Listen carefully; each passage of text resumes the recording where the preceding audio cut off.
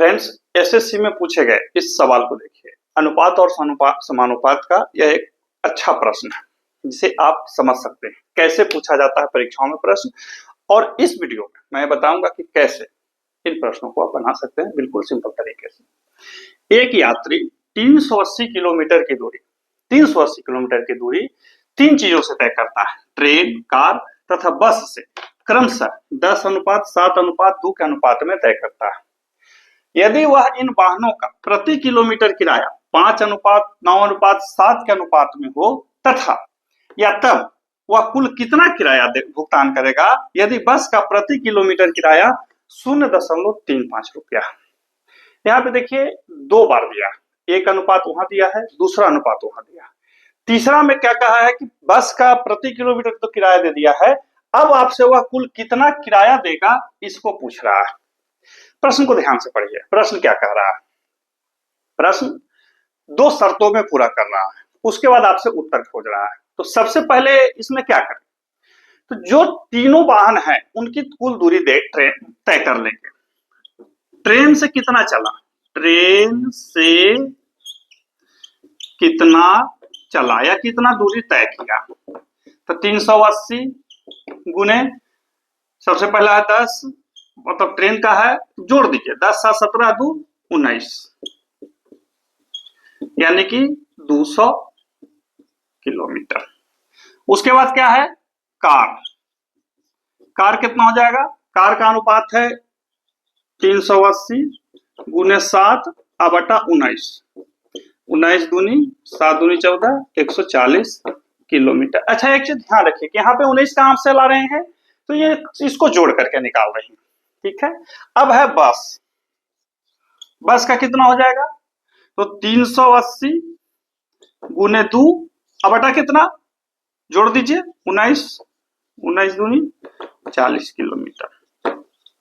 अच्छा जोड़िए 140 और 40, 180 और 200, 380 किलोमीटर का हो गया। अब निकाल दें, क्या निकल जाएगा, नहीं निकलेगा। क्यों नहीं निकलेगा, क्योंकि अभी एक शर्त और वहां दिया हुआ है कि जो किराया का प्रति किलोमीटर किराए का अनुपात है वो 5:9:7 में है।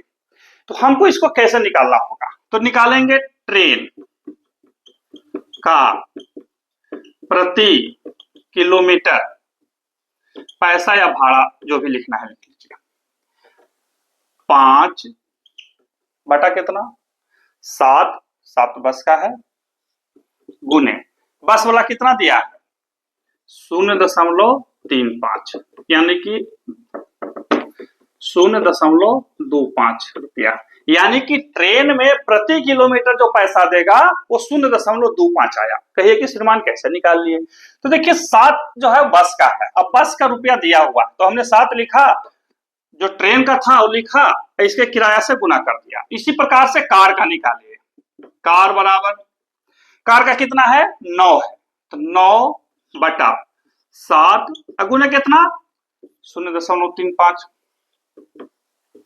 7×5=35, 5 बार में कटेगा तो 9×5=45, 0.45। बस का तो आपको पता है, बस का कितना हो जाएगा बाबू, तो बस का तो पता है 0.35। अब यहाँ पे ध्यान दीजिए कि हमने जो 2.5 निकाला, सॉरी 0.25 जो निकाला, 0.45 निकाला और 0.35 जो दिया हुआ था, ये प्रति किलोमीटर है, याद रखिए प्रति किलोमीटर। लेकिन ट्रेन कितना चला है 200 किलोमीटर,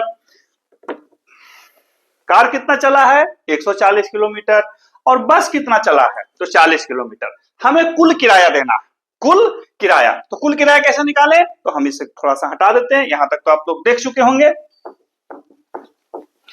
ये वाला तो आसान था, फर्स्ट पार्ट तो आसान था, ये तो ऐसे भी निकाल लेंगे, सेकेंड वहां पे समझना था, वो समझे। अब हम कुल किराया निकालेंगे, तो कुल बराबर, कुल कैसे निकलेगा, जो ट्रेन से चला उसे अब गुना कर दीजिए, प्लस जो बस से चला, बस से कितना दूरी चला, बस से हम लोग अभी कितना निकाले थे, सॉरी कार से था ना, तो 140 गुने, कार से था 140 गुने 0.45 प्लस बस से चला है 40, गुने 0.35। अब इसको जोड़ दीजिए, कितना हो जाएगा भैया, जोड़िए तो 25 दूनी 50, 2 शून्य, तो 2 दशमलव के बाद था तो इसको हम हटा देंगे, प्लस इसको गुना कर लीजिए, गुना कीजिए 140 में 45 से, तो देखिए इसका शॉर्ट क्या है कि 14 से 45 को गुना कर दीजिए, 45 में 14 से, 5 चौके 20 को 0 2 4 16 2 18, 5 एकम 5 4 एकम 4, 0 8 5 13 से ले 4 1 5, एगो शून्य बैठा दीजिए, छोड़े थे, यहाँ भी 2 दशमलव के बाद है तो यहाँ 2 दशमलव के बाद देंगे तो इसको हटा देंगे, 53। अब हो गया, प्लस इससे गुना करेंगे तो 5 3 15 के 5 हाथ बचा 1 तो शून्य दे देंगे, 5 3 सॉरी वैसे नहीं करेंगे, 1 शून्य इसको दे देंगे, ठीक है। अब इससे इसमें गुना कर देंगे, 4 5 20 के शून्य से ले 1 2, 4 5 20 के शून्य हाथ बचा जो 4 3 12 2 14, यानी कि 50 रुपया 53 रुपया 14 रुपया जोड़ दीजिए, 4 3 7 5 1 6 6 5 11, यदि मेरा गुना भागा सही है तो 117 रुपया आना चाहिए, सही है। फिर से मिला लेते हैं, 25 दूनी 50 यहाँ पे आ गया, कहीं पे कोई दिक्कत नहीं है। इसको फिर से गुना कर लेते हैं, 45 में 14 से, 5 चौके 20 का शून्य हाथ में बचा 2 4 चौके 16 2 18, 5 एकम 5 4 एकम 4, 0 8 5 13 1 4 5 1 6 63 था, हमको भी लग रहा था 63, ठीक है। अब यहाँ पे 127 रुपया आ गया। देखिए हमको गुना भागा आता था परफेक्टली, मतलब हम नॉर्मल गुना करते थे तो हमने फटाफट कर लिया, आपको सीख के जाना है। एक चीज ध्यान रखेंगे फ्रेंड्स, मैं हट जाता हूँ यहाँ से सीधे सीधे, कि मौका हमें बोर्ड पर मिला, ये मौका हमें बोर्ड पे मिला और हमें आती थी, हमने गुना भागा खूब सीखा, ऐसा नहीं है सामने स्क्रीन है और हम सामने लिख के बता सकते हैं, कोई दिक्कत नहीं है। एक मैथ बताने के लिए मैंने आपका 8 मिनट खाया, क्यों खाया, क्योंकि आप मैथ को परफेक्टली सीखे। इस तरह से सिंपल सीखते समय याद रखिए कि मैं मैथ उनके लिए बताता हूं जो बिल्कुल शुरुआत से सीख रहे होते हैं, तेज है उनको मैथ सीखने की जरूरत नहीं, उनको सिर्फ प्रैक्टिस करने की जरूरत है। थोड़ा सा भी जिन्हें मैथ आता है उन्हें किन्हीं से भी मैथ सीखने की जरूरत नहीं है, चुपचाप घर बैठ के प्रैक्टिस करें, वो बहुत जल्दी आगे बढ़ जाएंगे। जो बिल्कुल शुरुआत है उनके लिए है। तो इस तरह से आप चीजों को समझ करके कर सकते हैं। थोड़ा बहुत गुना भाग गलती हो जाए, हड़बड़ाना नहीं है, लजाना नहीं है, डरना नहीं है, सब व्यवहारिक चीजें होते रहती है, कोई परफेक्ट नहीं होता। अब ये मैथ हमने बनाया, अब जब मैथ आपको समझ में आ रही होगी तो स्क्रीन पे दिख रहे हुए इन 5 हिसाबों को बना करके आप हमें दिखाएं।